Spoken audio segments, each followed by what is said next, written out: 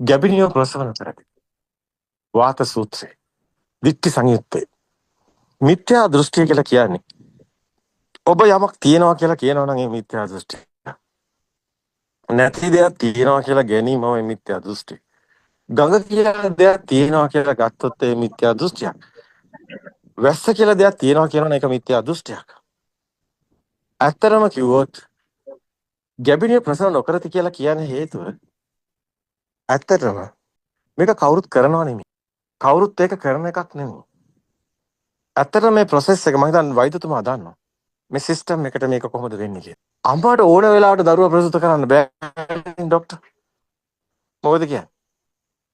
ඔව් හරියන දරුවා නියම විදිහට කල වර්ධනය සිද්ධ වුණාට පස්සේ. කාරියට හරි. ඒක සිද්ධ වෙනවා.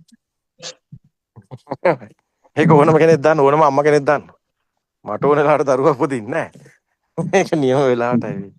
ඒ වගේ තමයි මේ කතාව. මේක හරි පුදුම කතාව.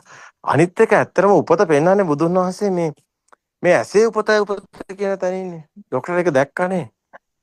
ඒකනේ ඇත්ත. අපි හැම කෙනෙක්ම ડોක්ටර් ඉපදෙනකොට දන්නේ නැහනේ මේ ගෑනුද පිරිමිද ලංකාවද ඇමරිකාවද කියලා. පාට ටිකවත් දන්නේ නැහැ. ඉතින් අපි ලෝකේ ගැන දැනගන්නේ අර ඇසින් බලලා මේක මේ ඉර මේ හඳ මේ රතු පාට මේ කහ පාට එහෙමනේ දැනගන්නේ. එතනනේ උපත තියෙන්නේ අපේ සිතුවිලි වල උපත. ඒකනේ බුදුන් වහන්සේ කියන්නේ ඇසින් බලලා දෙයක් කියලා ගත්තොත් එතනයි උපත කියලා සලායතන ලෝකෝ කියලා සලායතන නිරෝධෝ නිබ්බානෝ. මහණෙනි ආයතන වලට මැවෙන ලෝකයයි ලෝකය කිය. මහණෙනි ඇසේ උපතයි උපත කියලා. ඒ බුද්ධ වචනේ අපි පිළිගන්නේ නැහැ නේ. අපි ඇත්තටම ડોක්ටර් දකින්න ඇති මේ අර දරුවා අර අපේ අම්මලා ඇමරිකාවේ දෙමව්පියන්ට මේ දරුවෝ මේ සිද්ධියක් ගැන ආරංශය කියනවා විකුණලා ඊට පස්සේ ඒ දරුවා හැදෙනවා කියලා ඇමරිකාවේ නේද සුදු ජාතික හැඩතලයක් මද කියන ඊට පස්සේ අම්මා නැති වෙනකොට ඒ දරුවා අඬනවා කියලා. එතකොට මේ මද කියන හැඩතලේ සුදු ජාතික එතකොට අම්මද ඒ දරුවාගේ කියලා. එතකොට ඒක හැදුනේ කොහොමද? ඇසට පෙනුනේ රූපේ කනට ඇහුණු ශබ්දේ මද කියලා නේද? අර අම්මා හැදුනේ කොහෙන්ද ඇසින් කනින් නේද කියලා. මේක හොඳටම තේරෙනවා නේ. මේ කතාව. අතරම අපේ අම්මා කියන්නේ සිතුවිල්ල නේද කියන්නේ. ශබ්දවර නේද කියන්නේ. මේක ඇත්තට පුදුමයි. අපි අම්මා හැදිලා තියෙන සිතුවිල්ලකින්. දරුවෝ හැදිලා තියෙන සිතුවිල්ලකින්. මම හැදිලා තියෙන සිතුවිල්ලකින්. ඉපදිලා තියෙන සිතුවිල්ලකින්. මේ යන්නේ සිතුවිල්ලකින්. ආශ්චර්යයි. අත්තම කිව්වොත් පුදුමාතීතේ. සිතුවිලි ලෝකයක් ඇත්ත වෙලා අවසානයේදී ඒ සිතුවිලි නැවත නැවත එනකොට බලවත් වෙලා ඒ සිතුවිලි අවසානයේදී ආරෝපණය වෙලා නේ අපි ගින්නකට අසු වෙලා ගිනි ගන්නවා. පුදුමයි ඇත්ත. නේ ඊට පස්සේ නැවත නැවත එනකොට ඒක බලවත් වෙනවා. ඊට පස්සේ අපිට ඒක නැතුව බැහැ. අපේ ලෝකෙ මෙහෙමයි. ડોක්ටර්ගේ ලෝකෙත් එහෙමයි. ඊට පස්සේ ඒකෙන් මිදෙන්න බැරුවනේ. අපි දුක් විඳිනවා. අන්තිමට බලනකොට අපි මරණය කියන සිතුවිල්ලෙත් ඇත්තටම සිතුවිල්ලක් තියෙන්නේ. හිතුවොත් මරණ කියන දුකයි.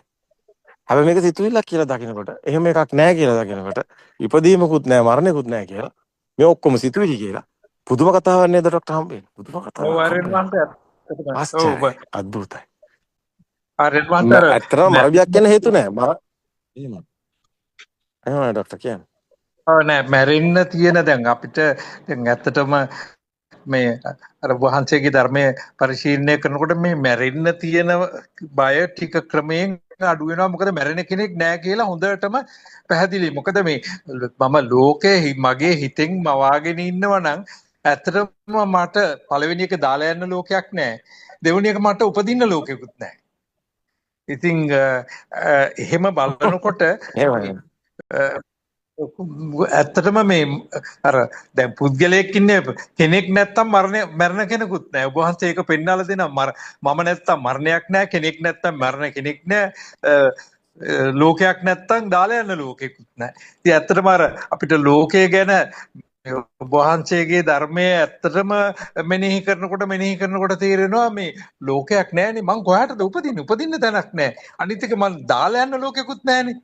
ඉතින් එතකොට ආර්යයන් වහන්සේ මේ අර මරණය කියන මහා අති බිහිසුණු ශාස්ත්‍රජනක මේ එක්ස්පීරියන්ස් එක නැති වෙනවා ආර්යයන් වහන්සේ. ඒක මට බය නැතුව කියත හැකි. මොකද ඔබ වහන්සේගේ ධර්මයෙන්මයි ඒක අපි මේ මෙයා කරන්න පුළුවන් ආරයන් වහන්සේ. එහෙමයි. එහෙමයි ඩොක්ටර්. හරි සතුටුයි ඇත්තටම ඔබතුමා ගැන ඔබතුමා ගලපගෙන තියෙනවා යම්කිසි ආකාරයකට. ඒක හරි සතුටුයි. තව ටිකක් මං හිතන්නේ පරිණත වෙනකොට ඔබතුමාම ඔක ලෙඩුන්ට කියලා දෙයි. කලබල වෙන්න එපා. මේක මෙන්න මෙහෙම දෙයක් තියෙන කියලා. ඒකෙන් මං හිතන්නේ මිනිස්සුන්ගේ මේ මරණ බිය දුරු වෙන්න හේතු වෙයි. ඔබතුමාගෙන් යහපතක් වෙයි. එහෙම. නිර්වාණ සරණයි ආරයන් වහන්සේ.